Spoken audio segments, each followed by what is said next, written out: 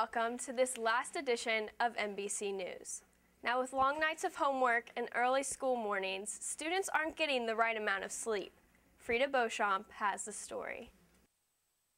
Researchers say you should get at least 7 to 8 hours of sleep per night, but for most high school students, they get 4 to 5 hours of sleep, and to get 7 is a blessing.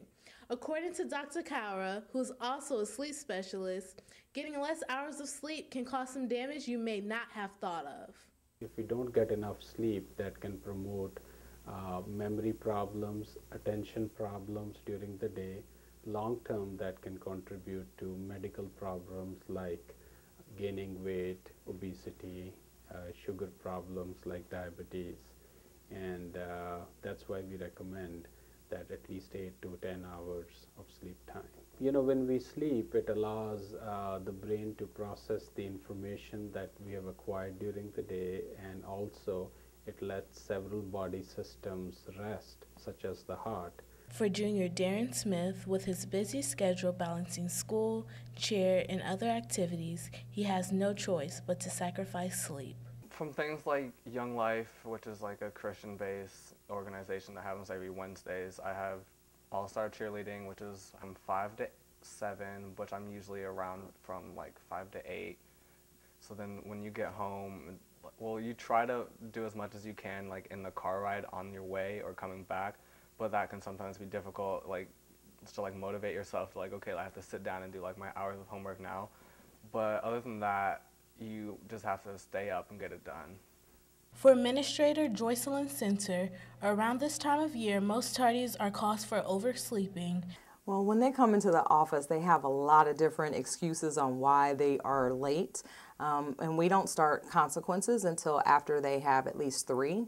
So we can kind of help them keep track of how many times they're being tardy. Close to AP exams, they're studying a lot more, so they are a little bit more tired, and it takes them a little bit more longer for them to get in.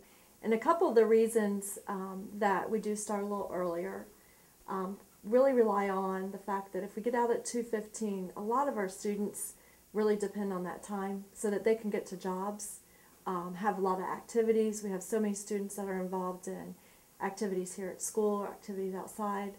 Also gives them family time and time also to study.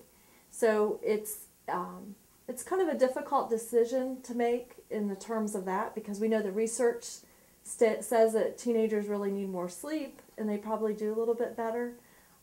But for those reasons, our schedule operates better by getting them out of school and into other things that happen outside the school day. Although Mason is going into semesters, school still starts at 7:15 sharp unless you're lucky enough to have late arrival. At least summer's right around the corner and you can get enough rest. I'm Frida Beauchamp, MBC News. Have you ever wanted to prove someone wrong so bad, or taken a bet a little too seriously? Well, for a student here at MHS, he's going through with a bet that's not only unique in its own way, but will land him some extra cash if he succeeds. Gabe Dubois has the story. Placing small bets is a time-honored tradition amongst friends and family. But the more money that gets involved, the less casual and more serious these bets can become. Alex Singer, a junior here at Mason High School, has transformed a high-stakes bet into a serious passion. Well, I was just hanging out with my friends, and out of nowhere, my buddy Will Reeves was just like, "Hey, Singer, I bet you $300 you can't build a water bottle boat." And I'm the type of kid that will pretty much take any bet. So I took it, and I was running to accomplish it full force. At first, Alec thought this bet would be easy money, but he soon realized just how difficult it is to build a boat out of water bottles.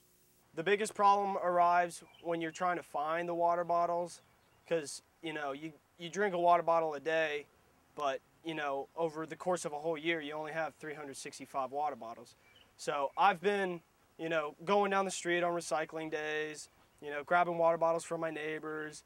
My friends have been giving me water bottles, and so that's one thing. And then the other hard part is there's so many different types of brands of water bottles, and just making the water bottles fit together, it's almost like a big puzzle piece.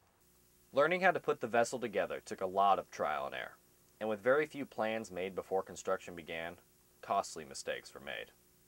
So I've just been putting like two dabs of the glue on each bottle and then just sticking them together. I made a big mistake. I was getting pretty far. I had probably, I don't know, 400 water bottles glued together, but I switched my glue in the middle of the process. So as I've waited over the winter, that glue has gotten brittle and half of the boat just fell apart. Setbacks like that would make most people give up. But clearly, Alex Zinger isn't most people. With $300 on the line, he went right back to collecting water bottles.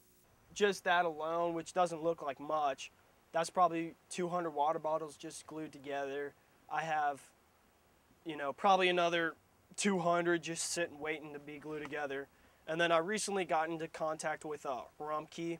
And, you know, I said a little white lie that I'm doing it for a school physics project. They said that they would give me, you know, however many water bottles I'd want. So I could get 500, 1,000, 5,000. So, which at that point, the boat could be getting pretty big.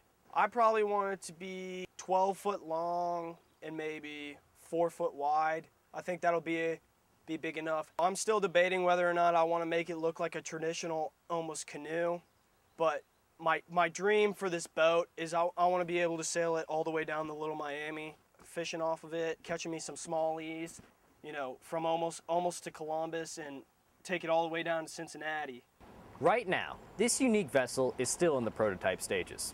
But with empty water bottles waiting and ready to be glued together, Alec plans to soon complete this boat and finally collect his winnings. I'm Gabe Dubois, MBC News. The DARE program began with our senior class, starting in 6th grade with Officer Ryan Tanner, who has followed our progress since then and has seen the impact this program has. Kendall Jones has a story. It is imperative that some of the most important things we learn in life are taught to us at a young, impressionable age. To teach children about the facts and outcomes of drug and alcohol abuse, 6th graders at the Mason Intermediate School are taught just that in a class called DARE.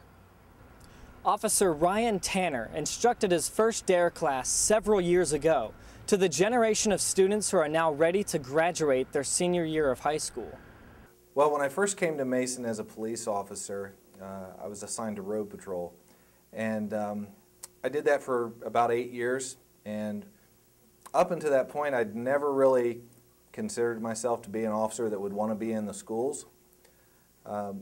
But through coaching youth sports, I decided that, you know what, I do enjoy working with kids and I think I have something to offer here. So I decided to put my name in for the position when it became available. And lo and behold, I was selected and I went through a 2-week training course on the DARE curriculum and passed through that with flying colors, and here I sit almost 7 years later. Initially, I wasn't sure if I was making an impact, if the kids were really getting the message. It wasn't until a couple of years in that I really started to see the positive results.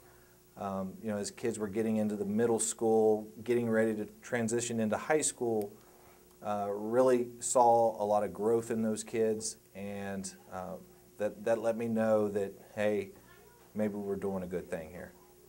I've been able to watch my first group of DARE students go from awkward 6th graders into middle schoolers, into freshmen, and now they're prepared to move on to college or go tackle whatever ambition they have. I still have contact with a lot of kids in different age groups at this point, and they'll still say to me, "Oh, you remember that time we did this in class?" So I do think that they remember this stuff. They may not get it when they're a 6th grader, but if they reflect back on it as an 8th grader, they typically will. And that's been something that's been very rewarding to me is when kids actually, that little flip of the switch and they actually get it. Makes me feel very proud. Makes me feel like what I'm doing is worthwhile. And I think it also shows the people that I'm influencing that I care. So to me, like I said, you know, in 15 years with the Mason Police Department, I can say by far that the last 7 years in the DARE program have been the most rewarding of my career, largely because of the relationships I've developed. That kind of stuff to me is more rewarding than anything else. DARE was set up to influence the kids who went through the class, but teaching the course has made just as much of an impact on Officer Tanner. I'm Kendall Jones, MBC News. While many students participate in sports and clubs here at Mason, one student is venturing off from the norm with a different kind of sport. Jessie Sporing has the story. Students who play sports such as football, basketball, and baseball all have a love for the game. But for sophomore Olivia Hatton, her passion for horseback riding is on a different and more intimate level than mainstream sports. Horseback riding was a lot more difficult than I initially kind of figured it would be.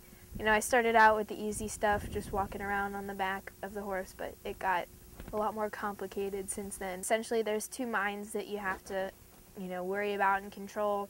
You got to worry about what you're doing, and then you have to worry about what the horse is doing, 'cause, big 1,000-pound animals have a mind of their own. Sometimes they're hard to control. While taking care of a horse can be a lot of hard work, it is well worth the relationship that comes with it.